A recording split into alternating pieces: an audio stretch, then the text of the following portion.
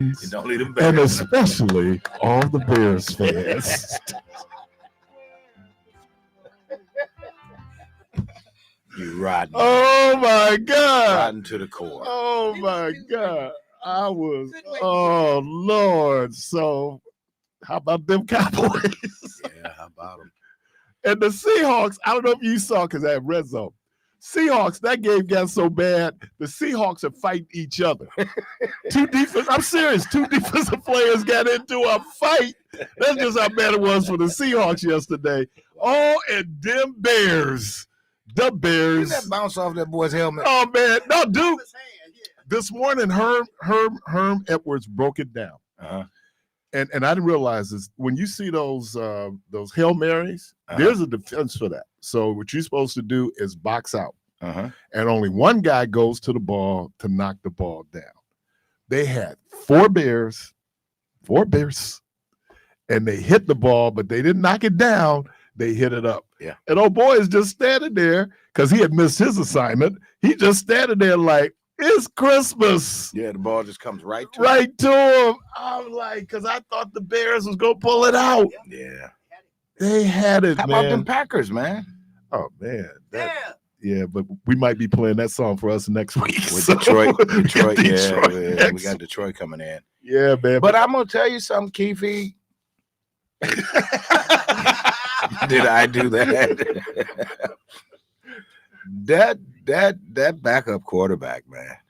We have not missed a beat with this dude. I mean, I was concerned that we were going to lose that game. We were right there at loss. Well, how about saving the play? They hadn't run the whole game.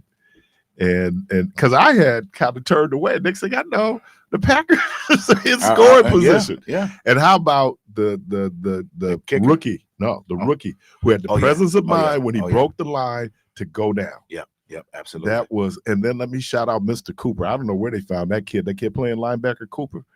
So anyway, he had that strip fumble, didn't he? I mean, the strip sack. Yeah, and then he had another play. Yeah. So it was good for the Packers, but man, the Cowboys, the Seahawks, and the Bears, and then Cleveland beats Baltimore. Yeah, that wasn't supposed to happen. Nobody saw that coming. A lot of people lost money yesterday. Yeah. They were saying when that young man went down that there was a lot of gamblers who was like, no, because they wanted that spread. So anyway, so all the Cowboy fans, Seahawks fans. Now you even try to sound compassionate. And the Bears. And they had dudes in Washington, D.C., Landover, Maryland, dressed as Dicker. Had the sweater vest on and the tie looking like Dicker. But, oh, man. So the Bears lost. And Kansas City won again. Hey, Daryl Fortune. Kansas City won again. I don't know. Anyway. They're still undefeated? No, they had one loss, don't they? They're the only undefeated team in football now. Okay. Because Minnesota was the other one, right? Yeah, Minnesota. And they lost, man, but then Detroit put 52 on the Titans. That was a shellacking. Yep. So anyway, I'm cautiously optimistic about next Sunday, but it's going to be tough. And don't know if Love is going to be able to play because of the groin. Right. And we'll see with Malik Willis. I mean, he beat some teams that the Packers would have beat if I was playing quarterback. But the question now is... He's not going to let you slide that in. That's not going to happen, Keefe. He did not. Now, that was a Keefe move there. He did not. I'm just saying it wasn't the greatest competition. I was playing. I throw for 350. Hey, you may as well say if Boogie was out there. If Boogie was out there, and Boogie ain't got no size. He ain't got no size. Not only that, he can't see. He can't see. He's doing it out of bounds. Just a little outside. Just a little high. He can't see either. So what's your point? Don't lie. That is so true. Look. I ran out the house. I was going over to my sister's. I ran out the house. I get to about, it must have been about 60th and Burleigh. Mm-hmm. And I realized I don't have my glasses on. Oh, jeez. Oh, it was a blur.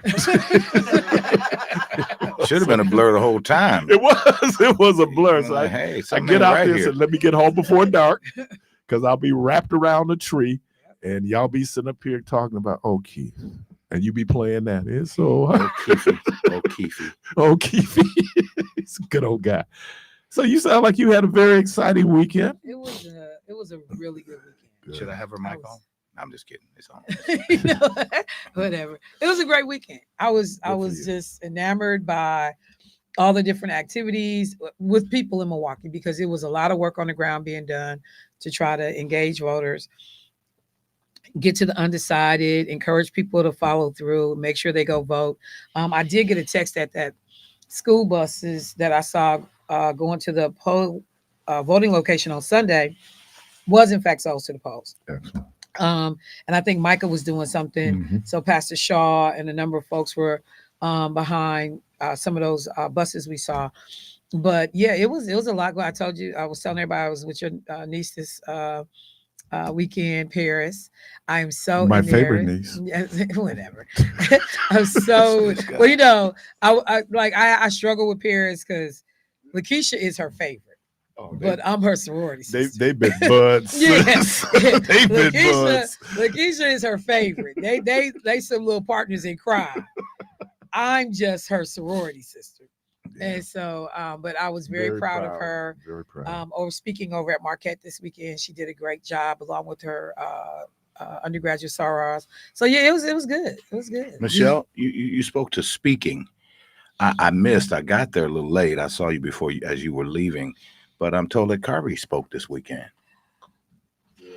Here you go. Let him say something. Oh, should I have his mic on? Yeah. Mic policy. What Carvey P do this weekend? Go ahead, Carvey. Hey, I did a little speaking this weekend over voting engagement, I guess. Right after you voted? Well, you pulled your mic down like you was about to say a whole bunch. Hold on. We could have said that. Did you hear that question? Right after you voted? After I voted, no. Have you voted yet? Have you voted this time yet? around, Carvey P? No, not yet. Okay. You on your way? You're on your way, though. Yeah, I will be on my Okay. way. It's getting better and better. Don't end up at the barbershop like you did last time. You know what's interesting, though? I've always Sorry, had the Daddy. proposal that barbershops and beauty shops should be closed on election day. Why? So people go vote. Why not just put a polling location inside a barbershop or a beauty shop? Ooh. Ooh. So people still can make their money. Girl is gifted and talented. Because they come into the barbershop. If it's not open, I'm just going to go. Y'all. I'm just going to stay home. Yeah. Did you go y'all? Or be forced to get my own clippers I didn't get a chance to talk to you on the air, though. I didn't see you, but I saw you were there. The Stevie Wonder concert. Phenomenal. Yeah. Absolutely. Best show I have ever gone to. Ever? That's big. And I've been Ooh, to Prince. That's huge. Bigger than Prince? I have been, because in terms and Prince is I got a top 5. Okay. Prince is certainly in the top 5. Okay. But in terms of, and then now I'm factoring in Stevie's age. Yeah. 74, voice still strong. We was working, though. I mean, We were yes working. and no. We were working. No. Yes Yeah, and we no. were. Don't even try. Yes, we were. You forever gonna throw shade, dude. What I is throwing shade. I'm wrong just with saying. you? We We didn't have to work hard. We was just singing. Did I say we worked hard? I said we was working. We weren't really. We were gonna sing parts of the song anyway. Everybody does Devo, that. you're a performer. They take right? the mic down so you can Right. sing the most popular parts. Right, but you're a performer, so you understand as they get older, the audience works a little harder. But in this case, it was we all knew the lyrics. And then I just have to apologize publicly because I recorded a lot of the show, or I went Facebook Live. And unfortunately, I'm trying to all we could hear was you. Yeah, I was trying to share with the people the show, but my jams was coming on, and I was hoarse by the time I was singing because I had to holler those since I got bootleg there. takes and people would take the camcorder, Yeah. they talking and reacting, and you got to go like, dude, It if was you gonna bad. steal the movie, It can was you? bad, and I just want to, and like I had to go back and listen to it. I was like, oh, I felt very sorry for people that had to listen to me. But then I heard that Homer Blow on his Blow radio was talking about. And talking about, like if you want to see Stevie Wonder and you missed him, Michelle Bryant went Facebook Live, but her voice, oh, and I was like, you get around her singing it, you'll be fine. So you'll get video. Audio is just video. You might want to turn the audio down and just concert. Yeah. And then, so when he see me on Saturday, Homer, I hate Shell. I love y'all. No, Negro, I heard you was talking tall trash about me and my singing ability, but I sounded a wreck. Man. But I'm sorry. It was the feeling in the room was electric. And I told you what that usher said to me, right? Yes, I did hear that. Let me, as me and Rhonda were leaving, trying to figure out how to get out, and we're just wandering back and forth. This older white gentleman who's one of the ushers there, he said, this was a phenomenal show. He said, you know what? I've been here for a whole lot of shows. He said, but this one had so much joy.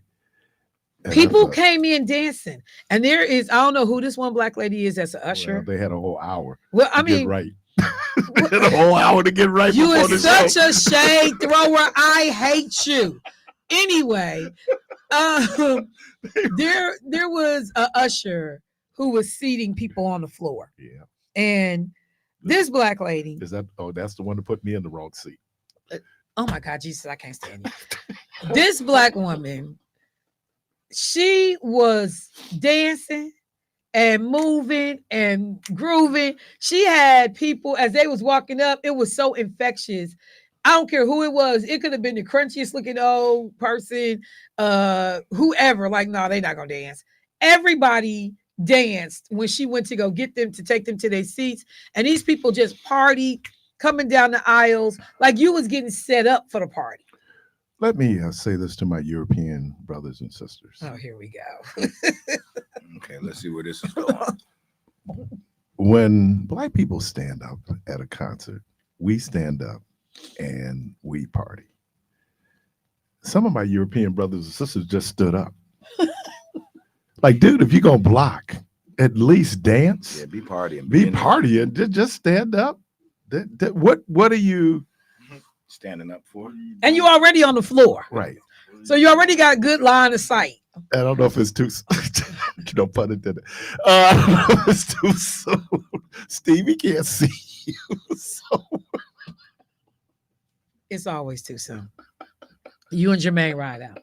Yeah, he said something. Because Jermaine Rideout was in here doing jokes with Stevie Wonder clapping and missing his hands. That ain't funny, L Boogie. That ain't funny. Stevie Wonder ain't think about none of you Negroes. He don't have to. He rich. He understand the braille on his checks though. Right. You read that? Yeah. He can see that. He understand. He can see his way all the way to the bank. He said, yeah, Keith and Jermaine, while y'all tell them jokes, run them bank books over here. And wait, that's only if you're at Columbia. You still got a bank book. And I walked. What? I walked into they getting brought up. I walked into their reception. I didn't know what was going on. Yeah, we had dinner. Took Rhonda to dinner. We went to the trade. We went. Yeah, we had trade. We're in El Corvo. Oh my God. I love the trade. The food is so good. But anyway, so we're going on the second floor, and I go. I think because I had heard it announced on Cora's program.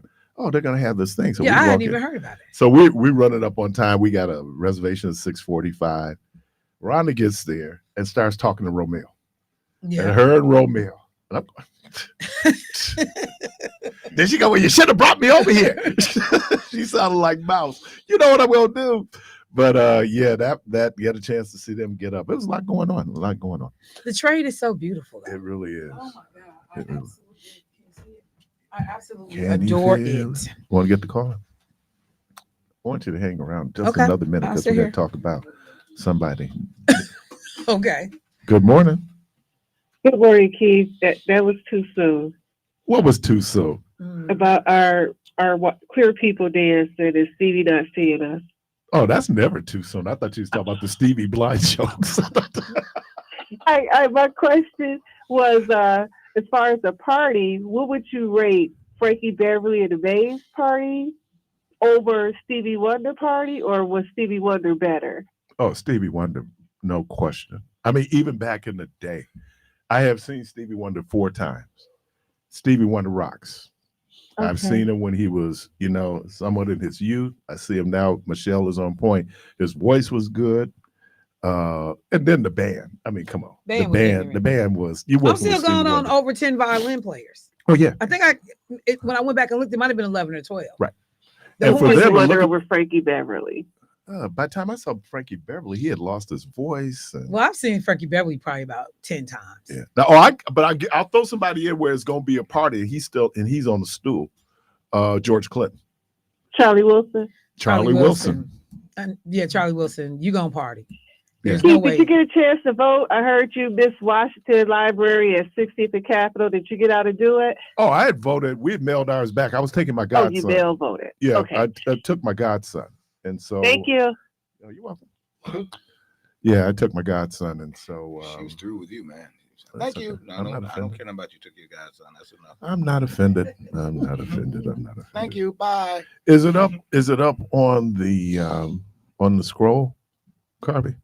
What's up? What we talking about? Yeah. All right.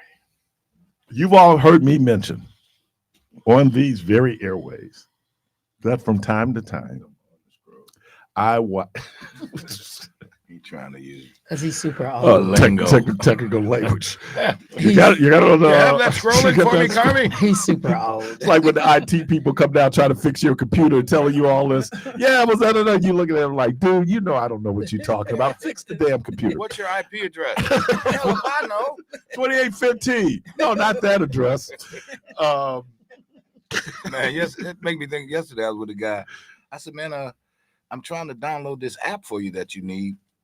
So I got your email here. What's your password? 1948.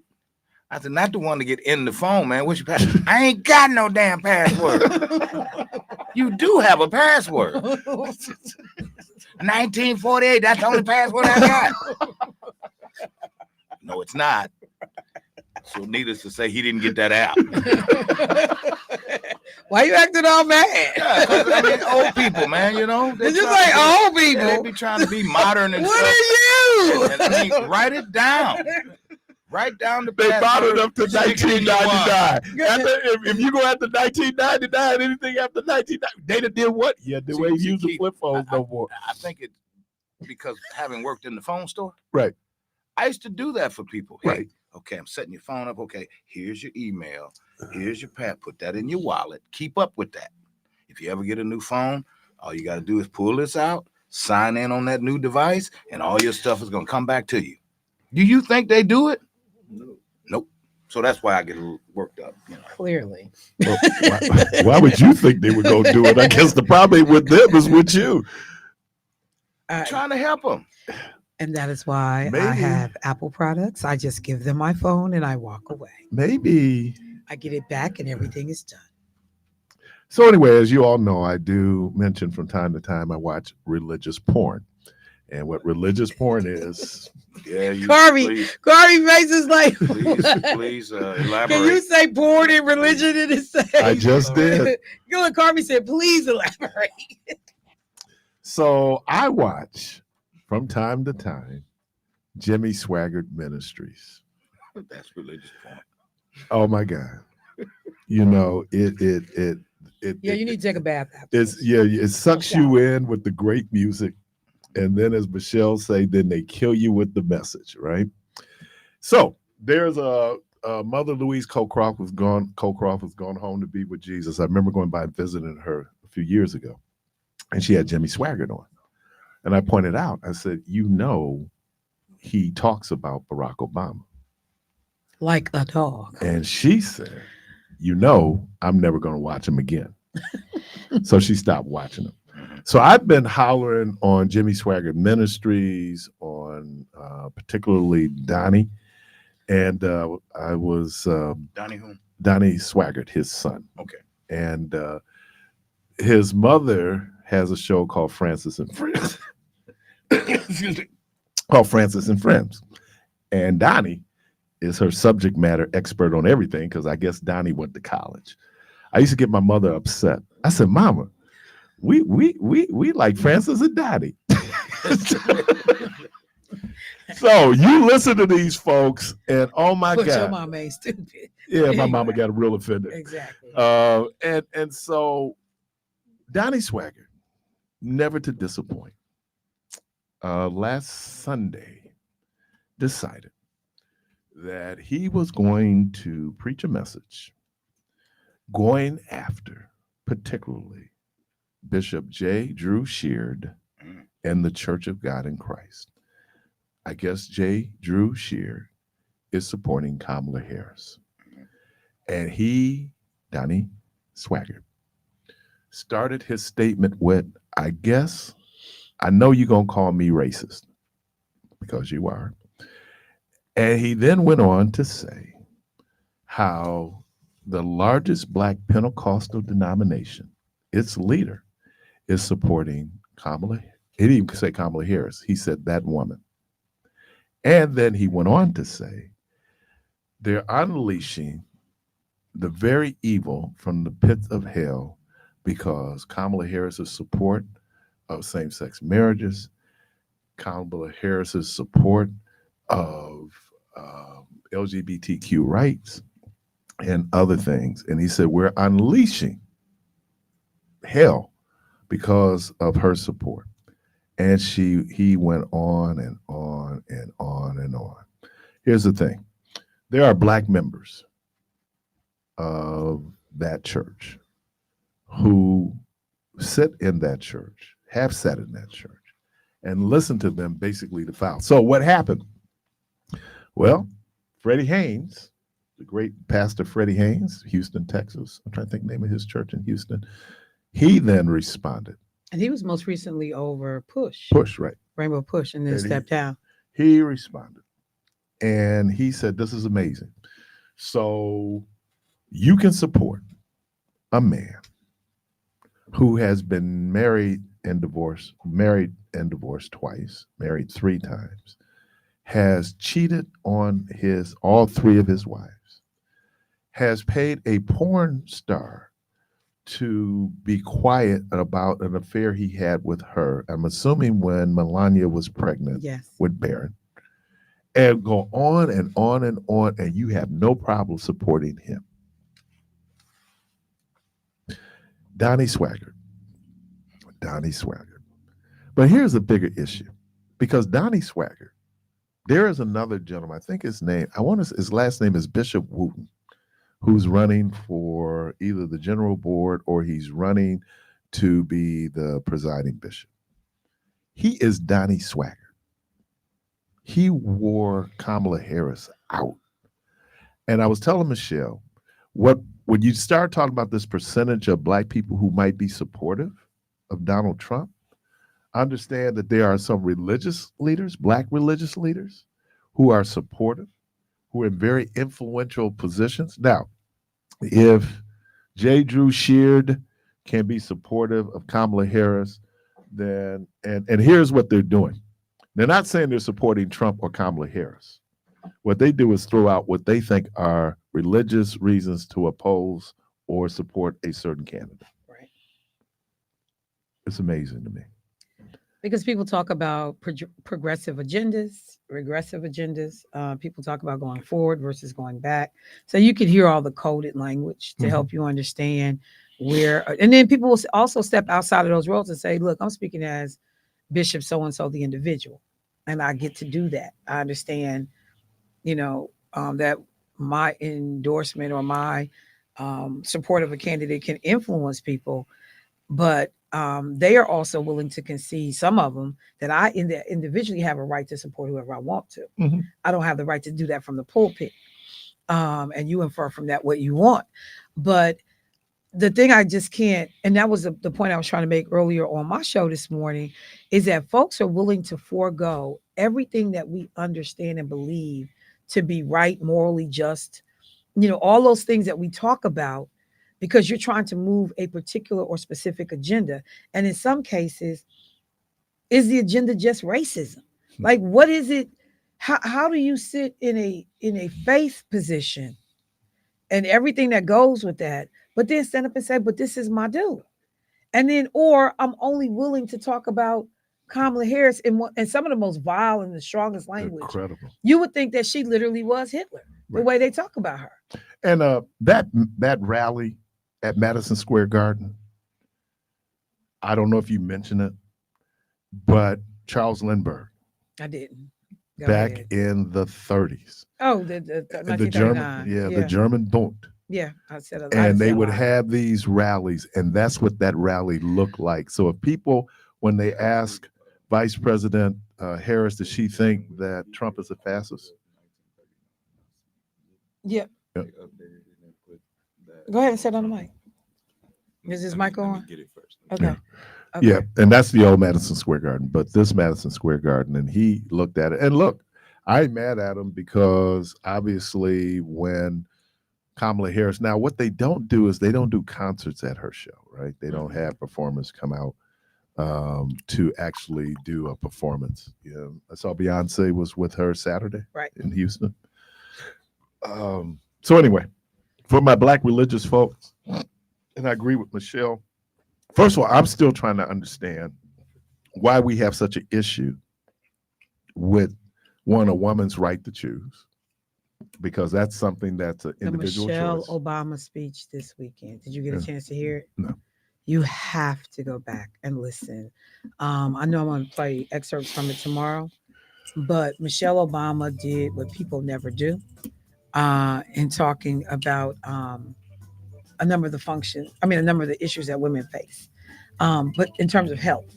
So everything from your period or menstruation to how you navigate, some of these issues, and tied that into now you have doctors wanting to. I mean, you have legislators wanting to track your daughter's period. I was watching something, and I don't know if it was Wooten, but they were doing closed caption. Mm-hmm. It helps when you're doing closed caption that you know how to spell. So they were talking about Black folks basically being entertainers, and they said that it was a minstrel show. MEN.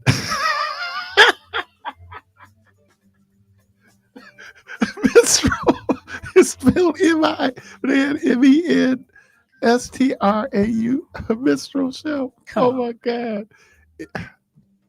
You can't make this stuff up, folks. You cannot. You're listening to Community Voice. I'd love to hear what you think, though. This attack on, and I think that we should be hearing from the National Baptist Convention. We should be hearing from the AME Church. We should be hearing from all those folks to, in effect, attack the Black church. And this is not the first time. And then, But you want to use our music. Their whole style of the way they present their services is based heavily around Black pastors, Black faith leaders, and Black choirs. You want all of the trappings of Black churches and still turn around and say you niggas. That's what they want to do. Ooh, he didn't quite say that, but that's what he meant. All right, phone lines are open. Call. I'm gonna grab you right after the break. We'll be right back.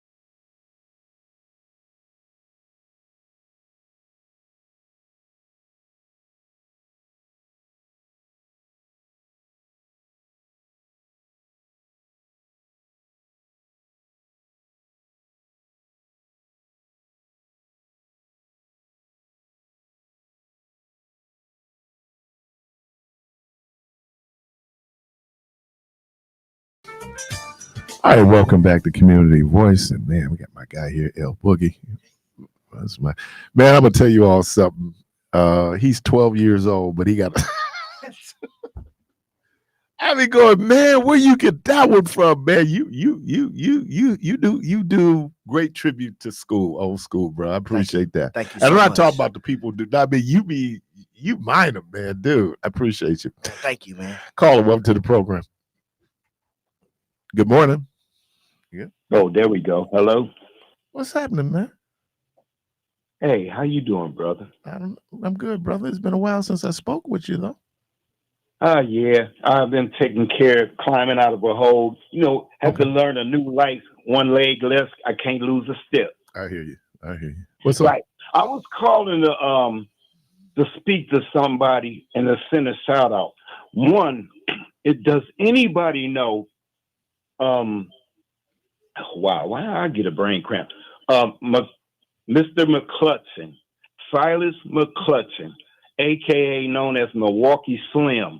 He was a guitar player who played the old rhythm tracks and the old blues. Okay. And he used to be in one of my parents' boarding houses. Okay. And he used to play, and his name is Silas McClutson. I know he got to be in his 80s or not. I want to know if he's still living. If anybody knows if he's still playing the guitar, I want to reach out and have him play something for my grandfather. And number two, I want to wish a great man a happy birthday. I miss him very much. He's passed almost 10 years ago, and I just now start missing him. I'm leaking in the face. I think about him. Mr. David Hollins Sr., my father. Big Dave, they call him. He was an AFY coach, VWF award winner and all these. Just a great man to me. Taught me a lot. Made me the man I grew up to be. I wanted to say, happy birthday, Daddy. I love you. And, man, I miss you. I can't believe that I have no one to talk to. So that's all I wanted to say. And I wanted to thank WNOV for allowing me to be part of that family. I love y'all, man. Throw a brick at y'all later. All right. Peace. 414-444-5250, 414-444-5250. I was really? Oh, so he's still performing? Yeah. Okay. Okay. Cool. Yes, sir, Carver.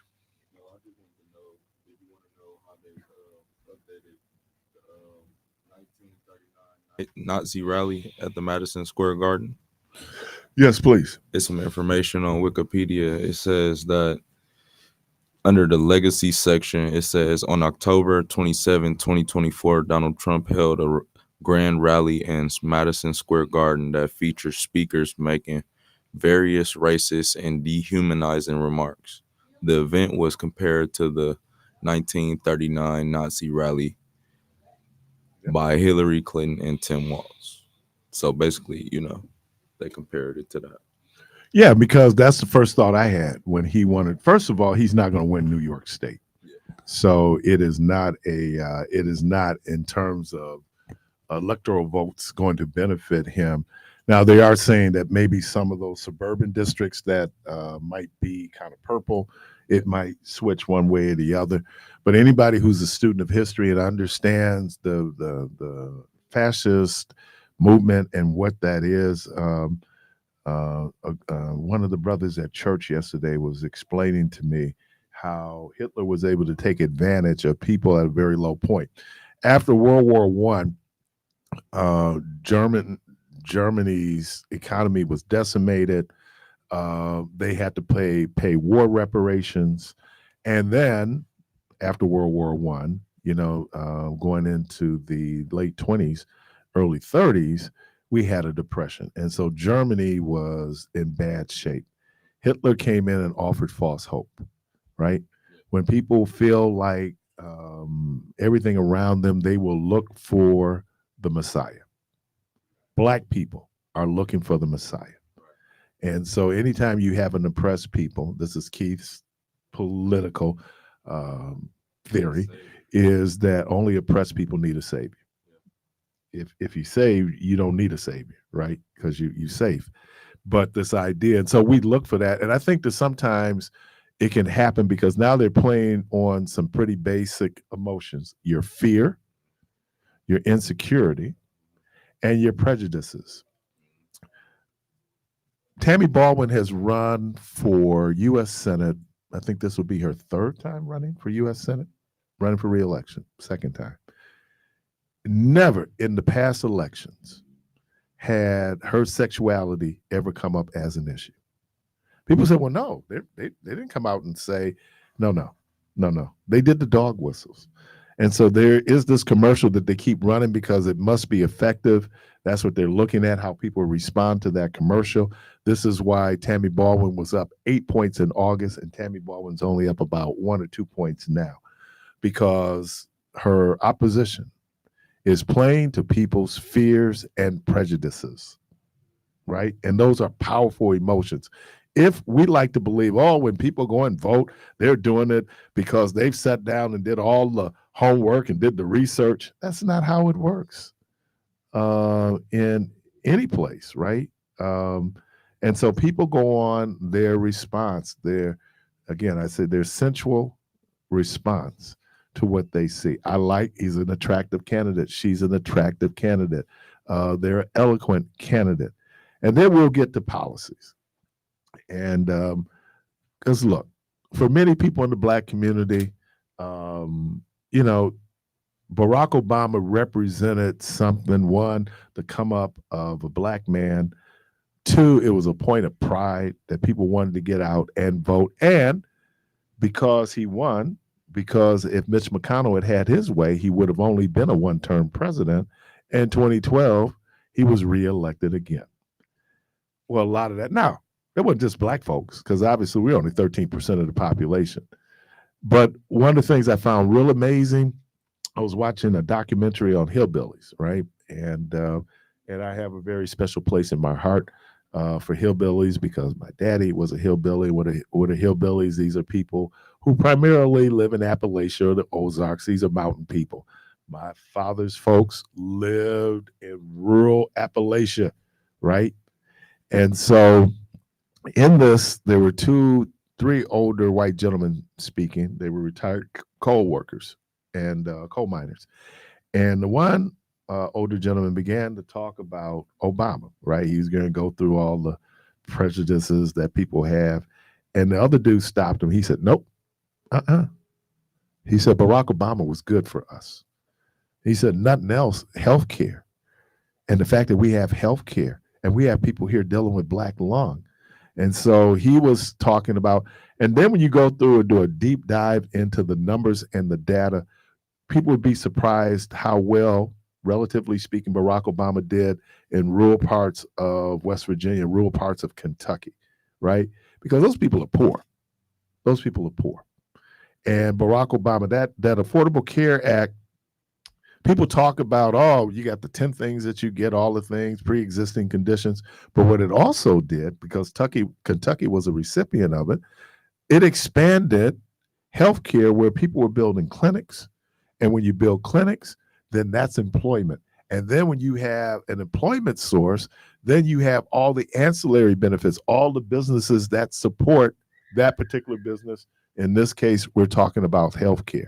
Not only did it do that, it also gave, if you ever read Hillbilly Elegy, a great book, an awful person who wrote it, he talks about something called Mountain Dew teeth. We've talked about it on Be Healthy, Be You. And what he talks about is because people drink so much soda, and we see it in our communities too.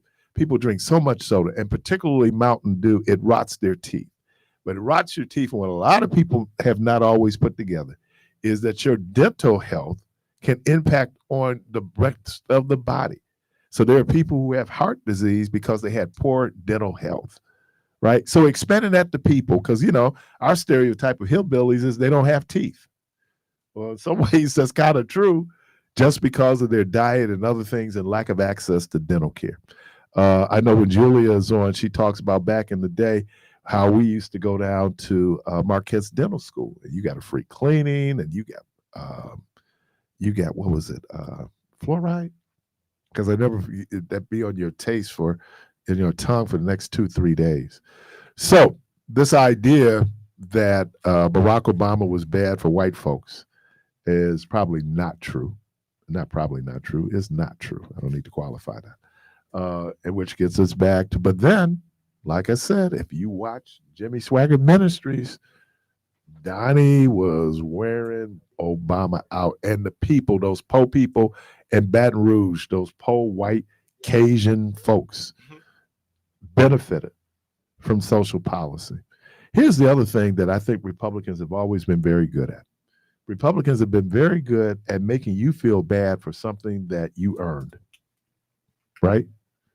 Because nobody's talking about this possible cut in Social Security, in Medicare, and to continue. Now, Congress has always been tinkering around the edges when it comes to Social Security. That's why you see this increase in the retirement full benefit age for requirement for Social Security. For me, it was 66 and a half. That would be full retirement for me. And so whatever you are, I'm at the end of the boom. Because for some boomers, it was still just 65. So it really depended on when you were born. But those programs. And so, yes. Now, Black folks, if you look at it, when you do a deep dive, you do Pew Research and you look at the data, Black folks are very supportive of government and government services. But Black folks tend to be very conservative when it comes to social issues, primarily abortion and LGBTQ issues. I think that the religious right has done a very good job of putting these things into a religious context. And for Black people, that's very difficult because anytime that we go up and we might do something where you might say to them that maybe you're taking that scripture out of context, or even using the Bible as a book of science to be able to, for example, to explain why a person might be born gay. Now, people will call me, and you're free to call me, and you're going to tell me, I don't believe that. Okay, but it's not based on belief. It's based on some medical, scientific facts. So our belief will overrun our reason. Someone last week called, said that you can't be, logic and reason are two different things. No, logic and reason are both closely related. They really are. When I took logic, we talked about what would be a reasonable argument. We certainly talked about reason when it came to ethics, philosophical ethics. The thing about Unitarians that I find attractive is that the Unitarians will go reason first, right? And so it's reason. And then when reason has been exhausted, then you go to belief and faith. Interesting way of approaching life. Caller, welcome to the program. I waited from the cow, Mississippi, because I had an intro with my uncle. I was going to kill him if he came in my room with a big butcher knife, and my mother told me to come home. I graduated there when I was 15 years old. The cow, Mississippi. Don't tell this man, if you don't know what he's talking about, shut up. Shut up. God bless you. Bye-bye. I like that echo effect. Keith, real quick, because people have been trying to make sure I saw this and I had seen it, and now I can't figure out where it is. But the ad that Robert Hack put in the Robert Hack Diamonds had put this thing out talking about Kamala Harris believes in, free sex changes for immigrants. And, so he lists all these things like, commit this crime, go to jail. And Kamala Harris wants to give you a free sex change. And then, he's encouraging people not to vote for her. But it was just one of those things that when you talk about people putting, just all their beliefs beyond fact and or reason, and everybody sees the argument or the conversation in 2019, when the question is being asked, basically, these people are in transition. Mm-hmm. They are already in this state. Then they do something and they get arrested or something happens. Do you leave them in that state, or do you continue to care to make sure that these people are physically okay? because there's a physical issue at hand for people that are going through these procedures. Mhm. What are we supposed to do as responsible elected officials, when this comes before us? And that's the thing that people are tackling, but they just got it sounding like, Kamala Harris is just, and that's what they've used a lot in these churches by way of their conversations. Kamala Harris is for sex changes, to the LGBTQ point. It's like, that's not the question. The question is, somebody was going through the procedure before they got in trouble. Medical care. Right. It's access to medical care. And what are we supposed to do? So I guess I asked this rhetorically. What is the issue that people have with trans people? Because here's something where last year, and I don't think this number is high, there were 10 Black trans who were killed last year. Yeah. What is it that allows us? And let's be clear, it's not women killing them. No. It's not women killing these people. It's men that's killing and harming these people. And as I said before, I'm trying to figure out why you think you the judge, jury, and executioner on these issues. Because the Bible said that we can be. But even if the Bible said that God don't need your help, if we believe that God is all things powerful and knowing, he don't need you off a second and center to be trying, or, in this case, Brookfield or wherever you're from. It was second and center. Ripping. Because we did have people get harmed in the city. But he don't need your help. Those 10 trans were killed in Milwaukee. They got harmed in the city, right? Right. And they weren't just, they were killed. And this is the issue about, well, you let a man go into a battered shelter. Here's the other myth out there. There are men who are dealing with intimate partner violence, sometimes in same-sex relationships. Mm-hmm. There is a coworker of mine who talked about, the whole domestic violence piece in his life. And so I think that we fall back, some of us fall back on, well, that's what God said. Are we sure that's what God said? Because I asked the question, well, if God created everything and everybody, would that not be inclusive of people who are LGBTQ? No, because they try to tell you these people, like I said, this is a choice. They continue to say it's a choice. And as a lot of people in the LGBT community have said, given everything that we face, why would I choose this? Right. Why would I? In fact, I spent my life running from this, denying it. I got married to prove I wasn't, to distract me, to do whatever, but I just don't understand why people think that God need their help in policing anything. Well, I think it's not. I don't need your help. I think they use God, and we've used God to justify a whole lot of aberrant behavior. We really have. And that becomes, and so my catechism growing up was that gay people were defective, gay people were evil. And then it played on my fear, because as a male, we have certain insecurities around our masculinity, right? And whether we want to ever say that that's the case, it is the case. And so it's like you go through this period of your sexual development between when you're getting right into adolescence. And one of the things I always found really fascinating in these studies was, have you noticed this, that like you see teenage boys and teenage girls, and they just always just in each other's space in such a way, that whole, because actually you're going through some changes. And it's not like when I got to the point that I understood what I liked, that I went like, boy, if I had a choice to be gay or straight, that wasn't how it happened. Right. Because you're not picking a team. Right. Because nature says that, okay, your sex drive is designed to be not so much overwhelming, but to be strong. That's how we procreate. Right.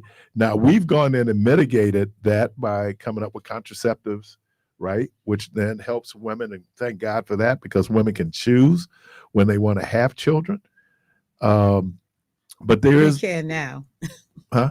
They can now. Yeah, they can now. Yeah.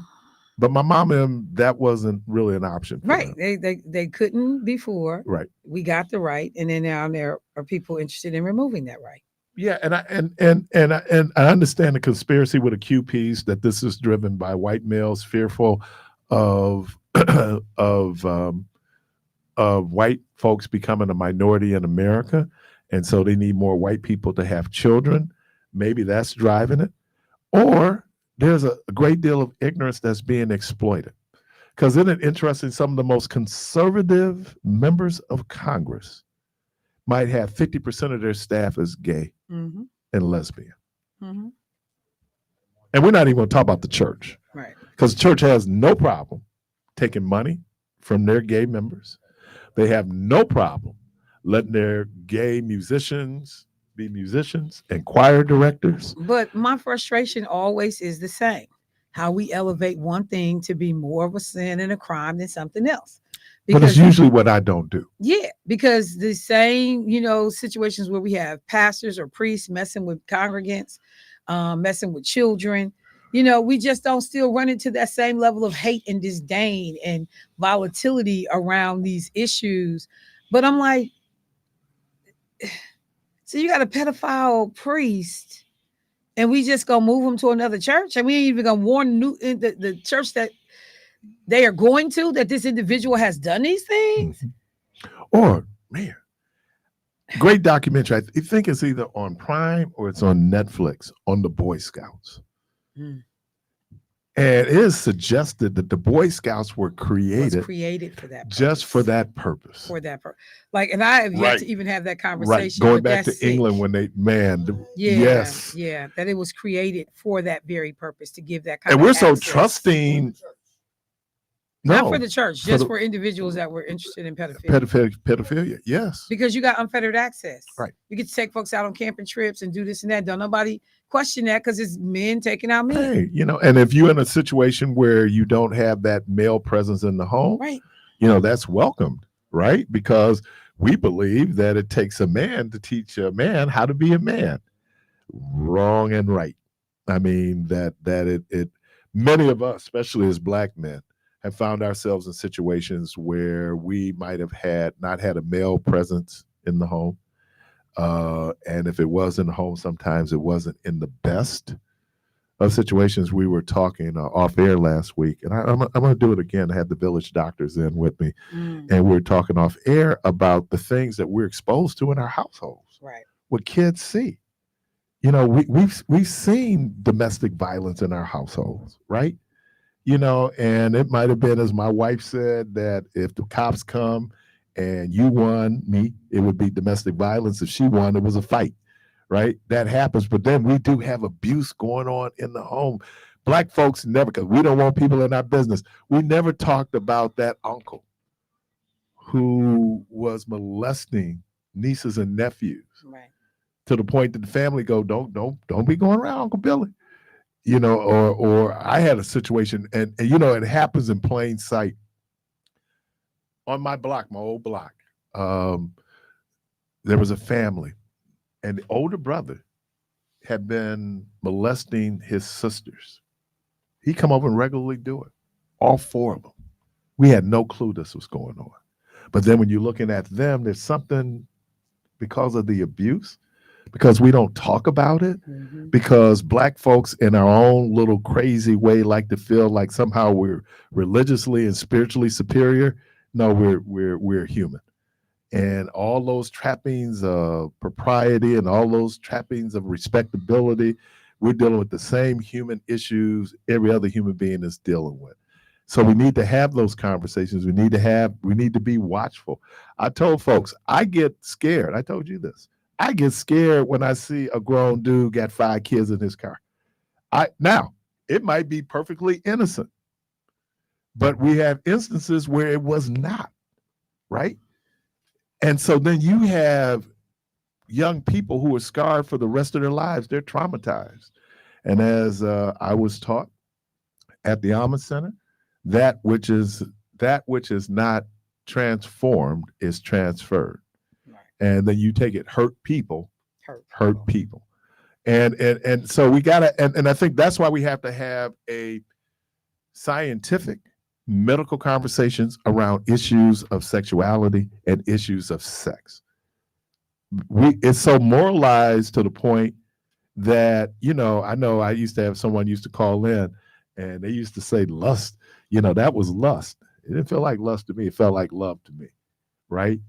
But now when I want to put it negatively, because even that word lust is really kind of a fascinating word, how we would then apply that. Yesterday I was introducing the morning speaker for a pastor's anniversary yesterday, 38 years, and we had the esteemed pastor of the historic Calvary Baptist Church, Pastor John Walton Jr., and he was telling me how he wanted me to introduce him, and I got it mangled. So I said, well, he's the father of 4 children. He said, no, I'm married, and then the father of 4 children.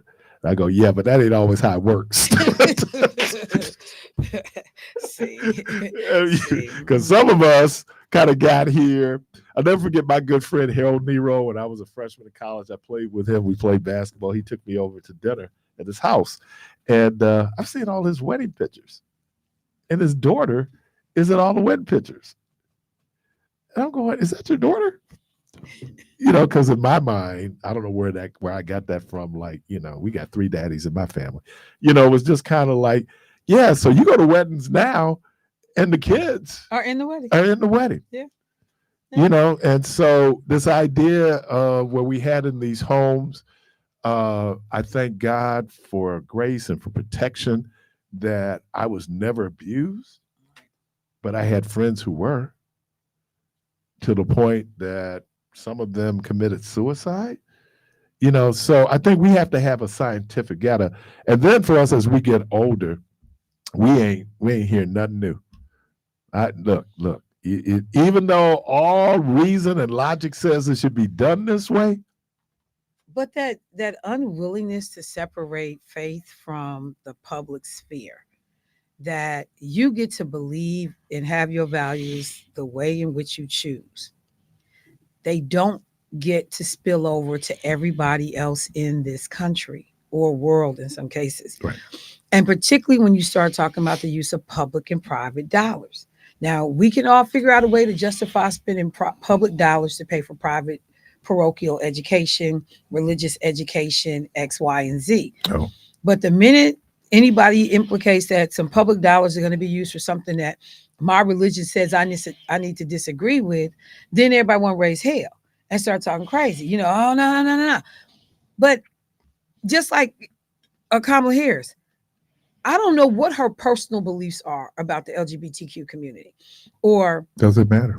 Because in the role as a public officer, which is what those jobs are, you have to legislate in a way that's reflective of the entire population, not just of one segment, one group, one advocate. Barack Obama, like they talked about, he changed his position on LGBTQ people because number one, you realize that, fam, you can't keep taking public money and working in these public jobs and thinking you're going to dismiss a section of the public. You're not going to do it. Well, look, that was politically, let me think. I mean, you had to do it. You had to if you're going to survive. Let me thank Axe for that piece, because remember when Joe Biden got out and Joe Biden got ahead of Barack Obama on the home safe, because he had another election. Right. As I understand it. He came out after he won. Right. Second term. Right. Because it would have been a killer. Let's just and I can say that without fear of contradiction, only because, as I mentioned while you were out, what's happening to Tammy Baldwin right now? It is all the subtle homophobic Not messaging. Even subtle in some cases, man. Well, I mean, her girlfriend. I'm like, dude, come on, fam. It ain't nothing subtle about it. If anything, y'all should be on it. Why don't you marry her and make her an honest woman? Why do I care? Back to the point of what goes on in your bedroom. I can tell you why you care. Why? Because it's prurient. For who? Not for me as a taxpayer. That ain't got nothing to do with me. But for some people, it is. But see, again, you in other folks' business, because whether they get married, shack to the end of time, whatever, it ain't got nothing to do with me. Sean Puffy Combs. And taxpayers don't lose because of their marital status. Are we talking about the legal trouble he's in? The fact that he might have violated the Mann Act, and I think they're trying to get him for RICO. They just throwing the book at him, right? Throwing the whole kitchen sink. But what did we talk about? We didn't talk about the charges. We talked about the baby oil. I didn't even know baby oil was a part of it until our L called in and he was talking about, what is he talking about? That's what we focused on, because But Al's comments was no. I'm not saying Al was wrong. No. But even Al said, but that's where they want you to look. That's what you're looking We at. shouldn't be talking about that. Because people's sexual thing is attracted to other people, right? You know, if and people just like mess. They like salaciousness. Of course, yes. That's why Trump is so doing. Do you so go bad. to an auto race for the race or for the crash? I mean, do you go to the hockey game for the hockey game or the fight? Well, you know, there are many people that go for the game, and that fight has become a sidebar that now is the main attraction in some cases, unfortunately.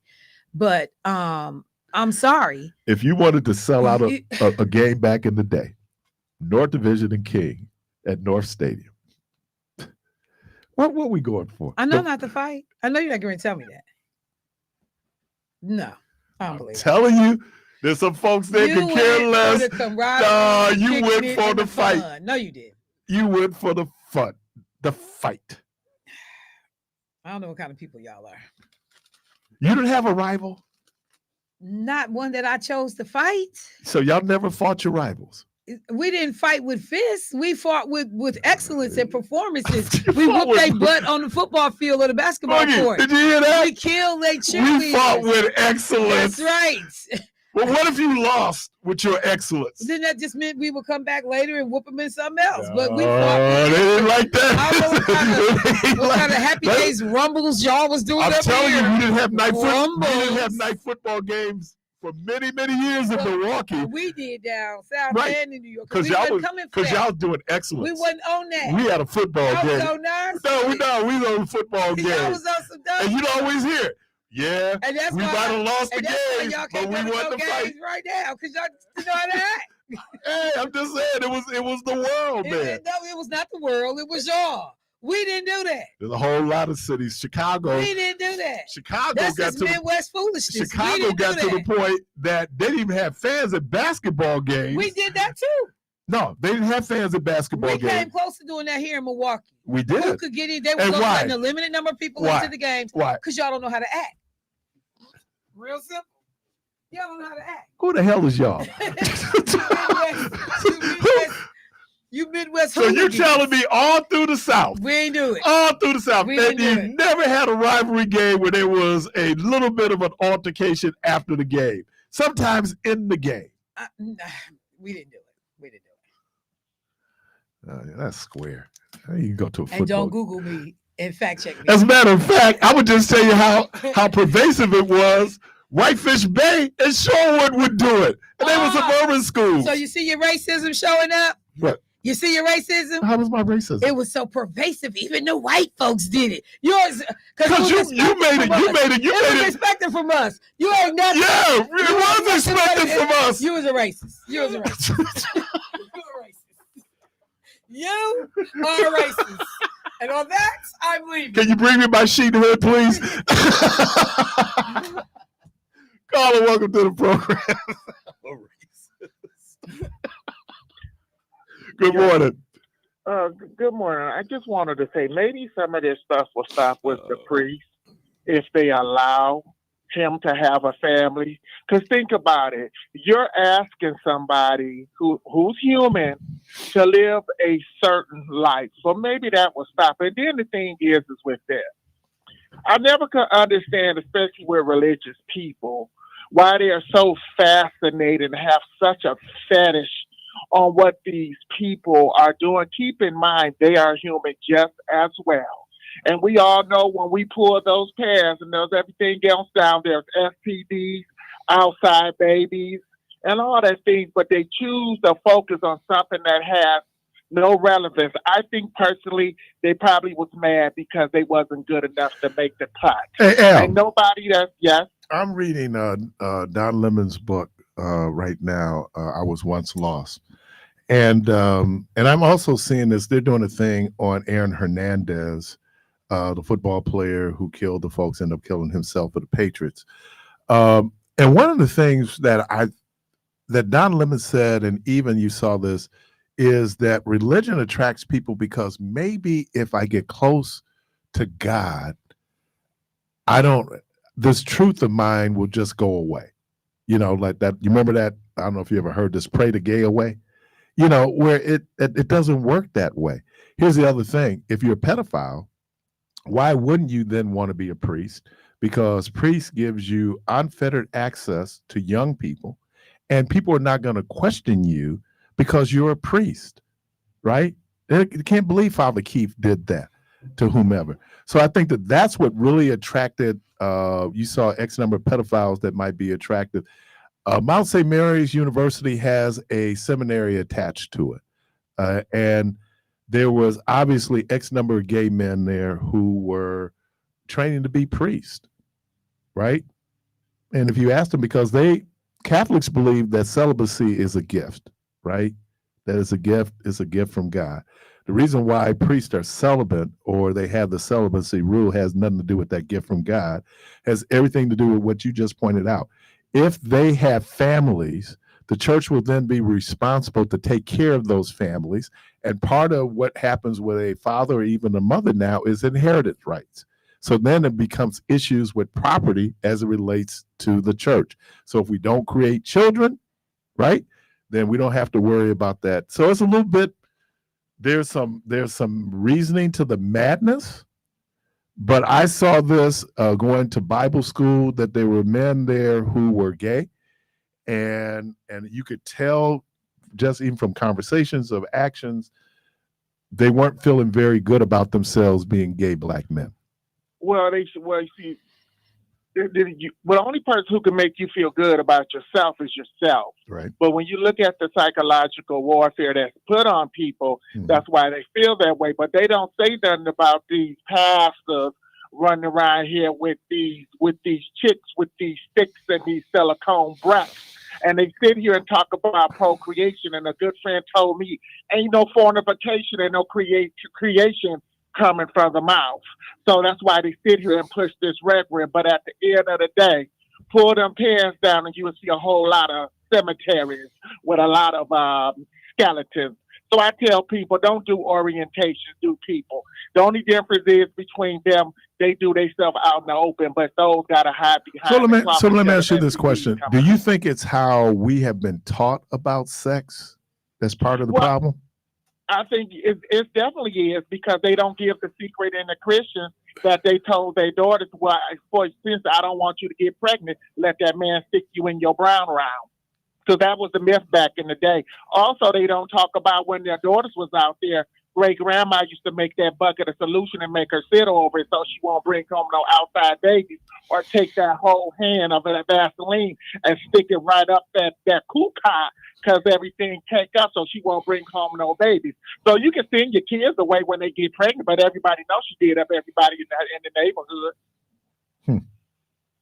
You use the term we haven't used in a while, man. Did up. Did up. And also, I'm going to do you up. And also, everybody needs to understand we were created from sin, lust, pleasure, and flesh. I disagree with that. I disagree with that. Okay. No, it was natural procreation. That's how we were created. Why moralize something that is biological? Well, that's true too, but everybody get horny, and some people act. We're supposed to. That's what makes us human. Sex drive. That's how we procreate. We got a strong sex drive. And I just don't understand why religious people make it such a big uproar, because a lot of their grandparents knew they was pregnant when they was leaking from their breast. I think the other thing was church was a refuge that you saw, and I'm going to do a critique, and I hope I don't get in trouble for this critique. But you could go to certain worship services and the sexual tension or the sexual expression was there. Now, again, if you're not trained in that, you're just going, but a lot of it was people, because this whole idea of we don't want women to be loose, right? We don't want men attracted to other men. So if we put them in church, and you kept people in church, some churches, they'd be there 5 days a week. That didn't make those people any less horny, and it didn't make them any less gay. If anything, it then did the thing, forbidden fruit increases desire. When you say I can't have something, that only makes me want it more. Yes, and we also know that's where all the sin and the fornication is at.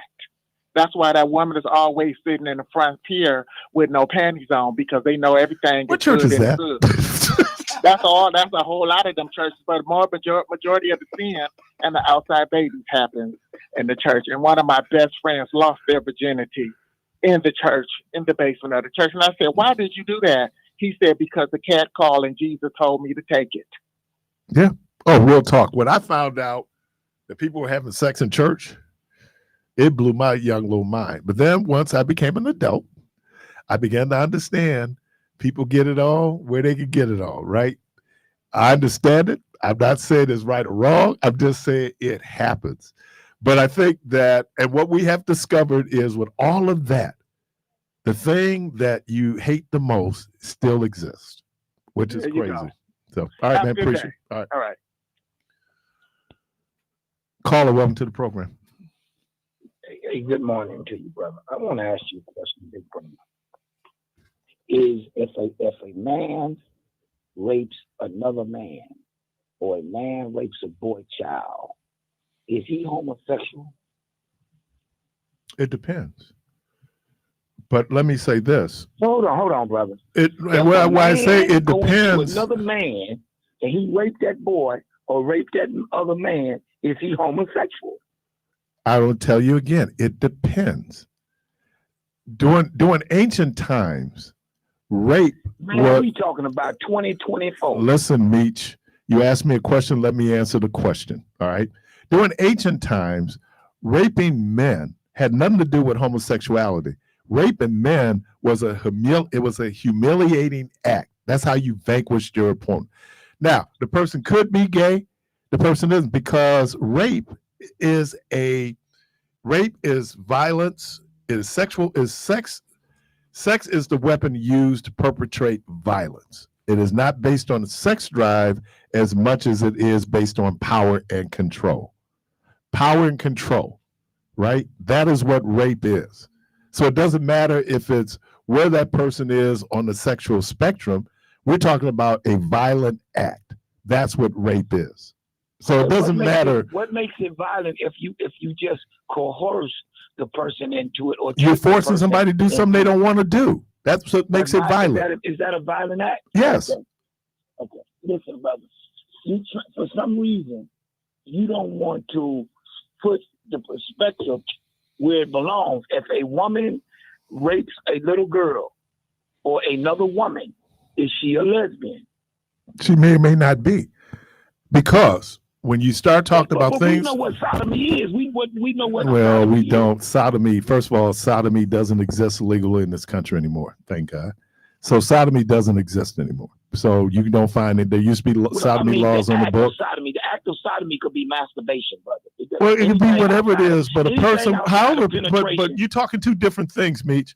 What I do privately to get my freak on is between me and the partner or whomever. The problem that some people have is they want to tell me how I can get my freak on and who I can get my freak on with. And so I'm just pushing back, or I can't tell you who to get down with. Why are you trying to tell me who to get down with? No, I'm not trying to tell you to get down with, but I think it needs to be some clarity that if I've always been taught that if a man rape another man, he's homosexual. If he let a man rape him, because he's in the penitentiary, everybody ain't getting their booty took. Somebody might want to take somebody's a rod and say, "You my man," because you got some big muscle bound sissies in there, man, that don't want to be doing up nobody. They want but same sex attraction is different than, because same sex attraction. No, well, homosexuality you call it same sex attraction, but that means that, and I'm gonna use a term, and I hope it's not a precise term, but that's who I'm romantically attracted to. You know, that I am romantically attracted to women. Okay, that's my drive. You know, it when you have other people. So that makes you what? Makes me attracted to women. So that makes you a heterosexual, right? Well, yeah. I mean, let's use the political correctness terms here. Okay. So that would make you heterosexual. Okay. If a man has a desire for a man and a woman, that would make him bisexual. Right. Now, you know, it's really Man, that's a interesting. I was physical talking to a gay male friend of mine, and he was saying that he doesn't think that a lot of people call themselves bisexual are really bisexual. I think what he is making the argument is that in the Black community in particular, to say you're bisexual for some people is not as bad as saying that you might be gay. So, and that's the thing, because even with Black men, back during the AIDS epidemic, when they were sending out epidemiologists to interview people who might have been exposed to HIV, when they would ask Black men, "Are you gay?" they would go, "No, I'm not gay." Okay. Because it's an embarrassment. So to the then, culture. so they had to change how they asked the question all the way across the board. Now they ask you, "Do you have sex with other men?" Correct. You know, Well, and part of that, you so they can could get a talk more, they could get a more accurate answer, so then they could deal with the spread of the HIV virus. That's Okay. the science involved with it. But we so moralize things because they were Christians, and I don't know how any Christian can ever say, if they're followers of Jesus Christ, that it was the curse from God that people got AIDS and they died. That's crazy. What kind of God do you serve? Well, brother, I serve a God that all vengeance is his. Okay. So however he want to execute it, he gonna execute it. Okay. Well, I serve a God where I she serve a talks God of about creation. compassion, and she talks about justice, and she talks about being a good neighbor, and she talks about loving your neighbor. And then she says, Brother Keith, you never answered my question. What's your question? You gave me a spin. What was the question? I simply asked, you said maybe, maybe not. Right. That's not a direct answer. Because it's not, My question because it's not that black and white. That's the point I'm trying to was, make it's to not you. black and white. How were you taught? How I was taught was wrong in a lot of ways, man. Oh my God. I'm be honest with you. I joked. I said, my mama was wrong on some things. She was wrong on white girls. Man, your mama was right on a whole lot of stuff. And you done got definitely wrong on white girls, but that's okay. I still love her. She still loves me. You disobedient, Keith. Hey man, let me get out of here, man. All right, man. Peace. I mean, that's a found out the mama was wrong when it came to white girls. Caller, welcome to the program. Good morning. Good morning. That conversation from you and me, that's for a later time on the air. Let's go back to something more in reality. Where did Michelle say she went to school? Someplace down in Birmingham, Alabama. They didn't fight in Birmingham, Alabama at football games. That's what she said. But wait. But she didn't tell you about the Shockers in Wichita, Kansas, where she went to college. I played for them when I was in the Air Force stationed down there, and we fought after every game, especially against Colorado State. That's her alma mater. Where's she at? I want to hear a fuss about that. And she knows 835th Tactical Fighter Wing. Man, look, it's gonna be a fight. Rivalries are just that, man. It's gonna be a fight. In Detroit and Flint, Michigan, we fought after. We had a motto on the bus: we gonna win the game, and we gonna win the fight. Or if we lose the game, we definitely not gonna lose the fight. That's right. And you've been here long enough to know we wasn't doing night football games. It wasn't just us over here on the north side. You had Pulaski and Juneau. You had South and Tech. Right. I mean, no night football games in Milwaukee. Night football games that come back to the 90s? Yep. Yeah, I mean, because that and like I said, and Michelle called me a racist, but they had issues with Shorewood and Whitefish Bay. They fight against Brookville East and Brookville West. Right. And we fought after those games. Right. I mean, and I was their king. Wow, I didn't know that football didn't have a fight after the game. And that was part of our training. Right. If I was at Michelle's school, transferred in from Milwaukee, going, we're gonna be fighting after the game, right? Because ain't no way we gonna beat them, but we gonna catch them after the game. That's right. Yeah, the best fight I ever had was the Pontiac Central in Michigan, and they had our bus surrounded. So we got off the bus whooping butt. Look, let's just go back old school. Hey, we used to have drill teams, and when Parker's drill team went over to Fulton, they stole the bus. Okay, because we was just that cold. All right, appreciate you, Dr. Ward. Talk to you later. They fight after no football. Yeah, we fight after football games. Caller, welcome to the program. Good morning. Yes, good morning. How are you? I'm doing great. Great. Am I on? Yes, you are. Okay, hi. Good morning, Mr. Parris. Morning.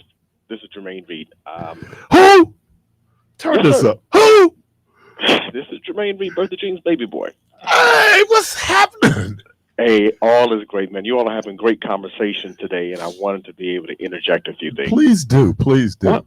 One thing you talked about, why some black pastors, and I will go as far as saying not just black pastors, but some black folks in the faith community are supporting the Republican Party versus Democrats. And I think when it comes down to what they believe to be their Christian or biblical principles, that there's some issues that they take up with the Democratic Party supporting. And one would be like gender affirming, the gender affirming practices. You talk about same-sex marriages. You're talking about abortion. Those are big topics for folks who are part of the Christian faith. And so if you're supporting the Democratic policies, some of those folks in the Christian community feel like this is juxtaposed to what they believe in, their core values. So I think that's why you may see some black pastors and Christians in our community supporting the Republican ticket. The other thing, you talked about sexual abuse, and you kind of focused on, male clergy. But we cannot forget that there were nuns and sisters, a part of the Catholic order, who also sexually abuse males. The statistics show that 1 out of 6 males are sexually abused. And when you think about women offending or sexually offending boys, think about Taisha Bolden in Wauwatosa, the teacher who sexually abused a boy and bought him a gun for his birthday. Think about Ray Charles, Mike Tyson, Antoine Fisher. The list can go on of men who have been sexually abused by women. R. Kelly was another one, sexually abused by his older sister. Mm-hmm. So when we look at that, I don't think we can afford to have a double standard. If you see a woman with 5 boys in her car, red flag, right? So we just have to be careful. There's a lot of sexual abuse that's going on in our community. I see it from the foster care lens by working in that space. I would say 75% of our kids have been sexually abused that's in foster care. Well, Celeste had called in last week and talked about her experience. And she did that. Here's the other thing, though, Jermaine, that I think is, if I'm a 14-year-old male and a 22-year-old grown woman is going to have sex with me, in my mind, as a male, as I'm thinking at that age, based on my mental development, that's going to make me a man, right? Yeah. So we never talk about the long-term impact, because a lot of men have lost, let me just put lost their virginity, to older women. We're talking about statutorily older women. But that's okay in some people in society's mind, because that's just a man being a man. But it could have all kind of traumatic impact on that young man even before he even realizes the impact that behavior has had. Absolutely. And I think all we have to do is interview R. Kelly and a Mike Tyson to see how early childhood sexual abuse of males impact them long term. Right. So, yeah, I just want to share that. And, man, appreciate great show. Good hearing your voice, man. Likewise, my friend. All right. Bye. Jermaine Reed, good brother. I used to come in. Jermaine used to do 4 hours. And I come in after Jermaine, man, and Jermaine will put the work in, dude. I mean, 4 hours, 2 hours is tough, but 4 hours, dude's my hero. Caller, welcome to the program. Good morning. Hey, good morning, Keith. Good morning. Hey, was that Carvey that answered the phone? Mm-mm. Oh, okay. I El didn't Boogie. think that sounded like him. Hey, good morning to everyone in the studio. I want to say that I believe that if a person is gay, they're born that way. Mm-hmm. And several years ago, I called a station and said the same thing. And one of my theories is that if animals are born gay, then why not humans being born gay? Thank you. I think the other piece of it is for every rule in nature, there's an exception, right? So if 90% of the population is heterosexual, we could have where maybe 10 to 15% is not. I mean, and then it's the tyranny of the majority because most people are straight, right? So then it's easy then to marginalize and look at people who are the aberration. And it was interesting when Michelle was talking. For some of us, sin is what I wouldn't do, right? That's sin. So if Keith was overdoing that, I'd never do that. But you got what you do, right? And so I think that how we use and apply morality, one, we should be mindful, if you're a Christian, what Jesus taught, which was not to judge. And you don't get a pass by talking about how much you hate the sin, but you love the sinner. Hey, come on. You parsing your words. You have a problem with homosexuality. I'm not saying that many people have a problem with it. We don't know how to articulate our problem with it. We don't know how to respond to it. We do know that on the inside, how it makes us, and here's the word again, because we talked about believe and feel. This is how it makes me feel. But feelings are transitory. Feelings are vanity, vapor. Feelings come and go. It is a question of knowledge. What do you know about this? And not just basing it on what I believe, because that's intellectually lazy just to depend on what you believe and do no research to see if there's some facts out there that might change or have impact on how you believe or what you believe. Caller, welcome to the program. Yes, I was listening to the part where a lot of folks are voting for Trump because their beliefs, right? Okay, they go against, same-sex marriage, and then they go against Democrats because of, their beliefs.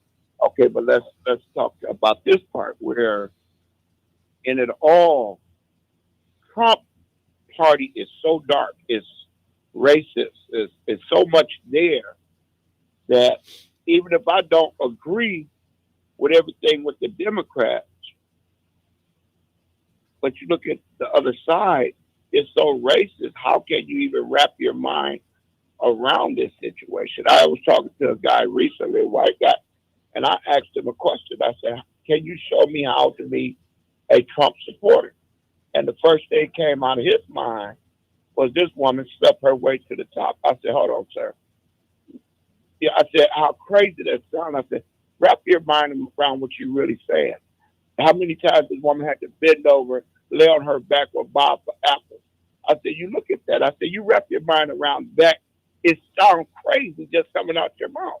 For a person that was attorney, in all the, levels of she went through just to get where she is being VP. Well, how many of her voters in California did she sleep with? That's what I'm saying. to get to the top. How many people did she sleep with in California just to become the attorney general and the U.S. senator? How many people did she sleep with to become vice president to get their votes? That is so ridiculous. That's a whole lot of laying on your back. Man, how she get anything else done? You ain't gonna get you. Look at a woman. I can't say the word I want to say, but the thing here is that what they saying, they belittle this woman just for being a black woman. Being a woman. And a woman. And a woman. Yep. I'm going to tell you something. I know why a lot of our men are upset with a lot of women because of child support, okay? Our black men. They look at this child support thing and they say that, they can't own anything. They buy a car, they buy a home, and they have a child support. So that makes our men not want to own anything. They don't want to own anything.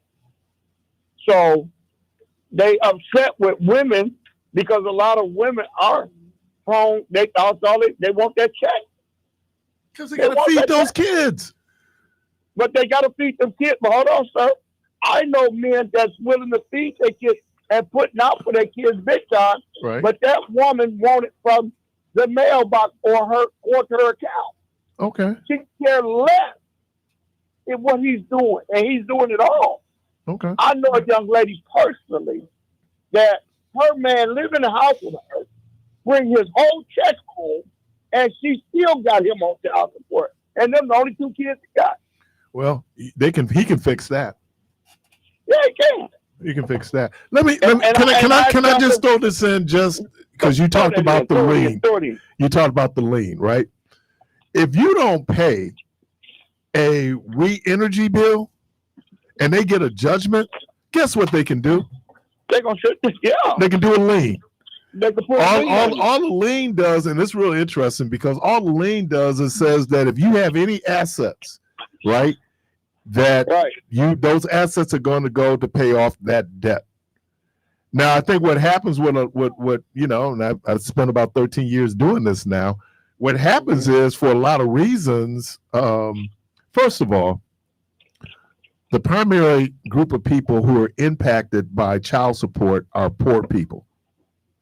80% of the people who are part of the child support system are at or below the poverty level. Why?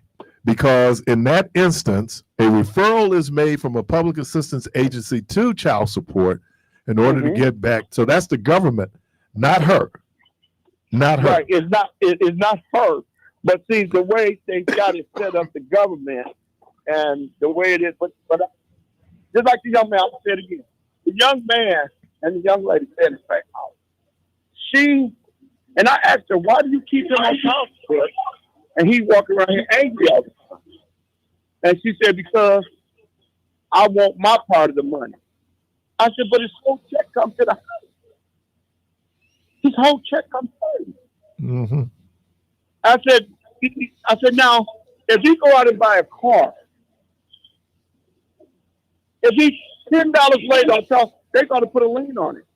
No, that's not true. No. If you're late anywhere, you're going to get a lien on your. No, you don't get. No, I work there. I can tell you, you don't get a lien until you have $500 in debt. Okay, $500. And then it's enforced at $1,000. Okay, but then, you look at the situation. You want to buy a home. You want to buy a house. And you want to have generational wealth. Right. But this is what you're looking at, and that makes a lot of our men do what? Shy away from even want to do more for themselves. Now, how about this? I'm gonna throw this one out here. How about Al was talking about this earlier? How about just not making the baby until you're ready to pay for the baby? Well, you know what? I know that's a radical idea. 110% of what you're saying right there. But because once you get into it, and then when you factor in incarceration, because again, this demographic is probably going to have a higher incarceration rate, right? Which means that for years now, in California, it used to be when you went to prison, they stopped your child support as soon as you went in. In Wisconsin and 49 other states, they're not. It's up to you to go in and say, stop it while I'm in prison, right? Because prison is considered a voluntary quit of a job. So a lot of it, then when I'm 19 and 20, I'm not thinking about the future as much as I think about it when I'm 29 and 30. No. And we create a whole lot of babies, when we're young. Yeah. Because we're not thinking future. You thinking that moment, and I know what it is when the sex drive is strong and you trying to get what you need to get, and then once you've had your climax, you go, oh snap. Oh snap. I got a problem. And especially if it's unprotected sex. Oh, there could be a problem here. But now it's a little late for you and her, because I look at it, both of you are equally responsible for creation of that baby. Well, you can say that, but I'm gonna be honest. I know that the woman wants nothing for their child, and the child is in man's possession. but won't do anything. Talking about if I can get child support from you, I'm not doing anything for that child. Well, the other thing is, I think our average order in Milwaukee County is $150. That's the average order. Now, if you're working, it's going to be higher because we use 17, 25, 29, 31, and 34% to figure out what you're going to pay. I know someone real close to me. They have a very good job, and I think they're getting hit at 25%, and that's a significant amount of money. Now, coming from you, but that money is going to support your child. Now, I will say this to the brothers. If you were concerned about her parenting ability, maybe that's something that you should have thought about before you decided that you was going to get with her, because you know what? They don't suddenly become crazy. No, you see red flags. You get out there. Yeah. You see red flags across the board. You know, you see red flags. A lot of people, they feel that love or lust. Get out there and see. Love and lust is, you know, that stuff is it is what it is. But at the end of the day, let's talk about this here. A lot of people going around and say, I'm going to vote for Trump. But then they look at the 34 felonies plus sex crimes and all other things that he's done, and they still saying he did this. And I said, why? Well, he gave me money. I said, those were Obama policies. Trump wouldn't give you nothing. Yeah, because they didn't know if he was even going to sign that bill that he wanted. Do your math. Do Right. your homework. Don't go and just look at what they saying on TV. Go do your own homework. And you know what, bro? I don't understand how, if you're going to apply morality, then you need to apply morality. If morality is your reason, your litmus test for a candidate, I think if you compare them both on what the public record says, Donald Trump probably has more of a morality issue than Kamala Harris. It's more aspect. You know, Biden said he got the morality of an alley cat. Yeah, I mean, and for some people, they like the fact that he gets away with it because they're vicariously living through him. I love to be able to get away with it. I love to be able to cheat on my wife and have it all public, and she still stay with me. Oh man, who wouldn't want to do? That's living the dream, isn't it? I'm gonna say this here. Morally, that would bother me personally. You know, I couldn't do it. You know, personally. And if the Christian right is so interested in suspending judgment when it comes to Donald Trump's morality, then you should suspend judgment when it comes to a woman deciding that she wants an abortion or a person being gay. You should probably suspend then your moral critique of them if you're not going to apply it to the person that you're supporting. Let me say this here. If people believe in the power of prayer, I would vote for Kamala and pray for the issues at hand, okay? If you believe in God as strong as you say you do, okay? Because when you go and you take this idiot and put him in the house, what is he going to do for your country? What are you going to do for your children? What are you going to do for you? Nothing. If it's spiritual problems, if it's moral issues, you got to understand. You should say, okay, I'm going to pray because this woman is making more sense about life, period. That's the way I would see it. Personally. Yeah, and you know, when Meach was coming, I just, you know, one of the tenets of the old grand old party, the Republican Party, were they were libertarians, and what that meant was the Republicans could care less about what you did in your private life. Mm-hmm. It's when they made the unholy alliance with the religious zealots of the moral majority, and then they began to realize that, oh man, you got all of these folks, because Pentecostals, I'm talking about white Pentecostals, didn't even participate in elections. You know, they considered that the world, right? But then certain things happen. And here was the one thing, and this is where I'm going to really get into trouble. But you know what? Sometimes you got to man up. This guy, I went to a tape of a black pastor who was saying why he is not supporting Kamala Harris. Okay. Now, it wasn't because of her positions on LGBTQ issues. It wasn't her position on abortion. It was her issue on choice. Okay. Right? And so we have Black religious institutions who are operating schools. And if you're in Wisconsin and if you're in Milwaukee, you will be eligible for choice. Okay. Right now, philosophically, I've had a problem with choice for 30 years. This is Keith. I do not believe that you take public dollars to support, especially religious education. They said, you went to private school. Yeah, my mama paid full freight for me to go to private school. There was no subsidies to go and say I'm going to private school. So I've been against choice. There are certain ministers who won't speak to me because of my opposition to choice, but I do it on philosophical. But even for me, that's not a game changer. You know, I understand why they're doing. I think their intentions are good. But I just think that the Republicans were libertarians. They could care less about what a person did in their bedrooms.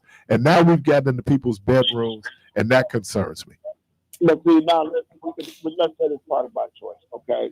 A lot of people, they say they don't like the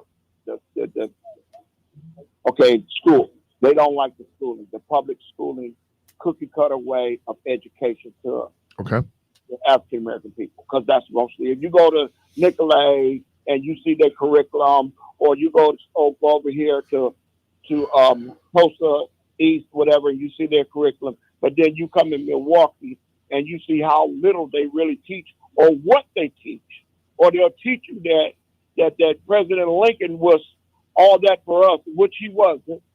Okay, they teach us a watered down support of Black history, and a lot of people they steer away from this, and so they really can't afford the proper, to pay for private schooling. So they choose the choice. They go to choice to get their child a proper education somewhere where they feel that they're getting a better education. Because if you look at where Black people come from, people of color come from, we've been robbed when they wouldn't pay the Black man equal wages that they paid the white man. They did that. And so it's caught us from generational wealth. So we don't have the same kind of dollars to send our children to school because of what they have taken from us. So therefore, these things, it factors in a lot of issues there. You understand what I'm saying? Yeah, but here's the deal, and this gets back to, and again, I lose friends on this, but the only book, if you could read, that they let enslaved people read, if you could read, was the Bible. So purposely, you never got a book on geometry, you never got a book on physics, you never got a book on algebra. That's how the world works. And so what happens then is, because that might have been the primary book, then we're using that book for everything. And I think we use the book sometimes inappropriately, right? You can't use the Bible to prove how existence was created. It wasn't a book of science. It was a book of beliefs. That does not negate God. If anything, it points to the awesome nature of God and the Creator. So for us, then that becomes the thing where now we're going to use it. I asked the question on Friday, I think it was the brother Christopher, give me an instance where God has intervened in human events. Well, the thing here is you ask that question where God is, that's what people have to believe in, spiritual. God give us, right, we could go out here and make these certain decisions, right? And he's not going to come and say, hey, boy, he ain't going to pull our hand back and say, no, we got that choice. Okay? But at the end of the day, where is your spiritual belief at? Where, how you believe in and maintain it, and how you're going to treat others, how you're going to love others, or are you going to walk around here as the former president, Donald Trump, and walk on others and don't care about how you mistreat them and what you do to them? Many people have died or committed suicide or went hungry because of this man's way of living. Okay, there's a moral issue here too. Yeah, and I think, but I could care less about what Donald Trump does in his private life. I think Donald Trump, he deals with the. Put it before us, when people are trying to put him in the presidency to run our country, I got a problem with that. Right.